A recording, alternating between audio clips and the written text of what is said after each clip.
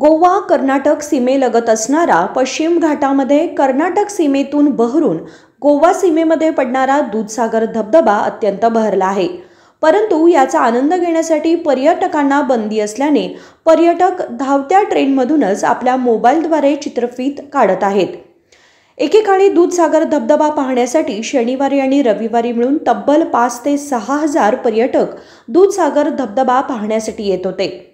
परंतु पुन्हा परत जातेवेळी इतक्या पर्यटकांना दूधसागर स्थानकावरून घेऊन जाणं शक्य नसल्याने काही पर्यटक ट्रेनमध्ये चढणं शक्य झालं नाही तर एसी डब्याचे ग्लास फोडत होते। त्यामुळे रेल्वे विभागाला मोठं नुकसान सहन करावे लागल्याने दूधसागर धबधबा पर्यटकांसाठी रेल्वे विभागाने बंद केला होता। परंतु काही वर्षांपूर्वी पुन्हा रेल्वे विभागाने बेळगाव ते वास्को लोकल ट्रेन सुरू करून पर्यटकांना खुला करण्यात आला। परंतु आता पुन्हा काही वर्षांपासून पूर्णतः पर्यटकांना बंदी घालण्यात आली असून एखादा पर्यटक रेल्वे स्थानकावर उतरल्यास त्याच्यावर कायदेशीर कारवाई करण्यात येत आहे। नुकतेच रविवारी रोजी दूधसागर पाहण्यासाठी आलेल्या 25 पर्यटकांना प्रत्येकी 1000 रुपये दंड तसेच पर्यटकांवर केस दाखल करण्यात आली आहे।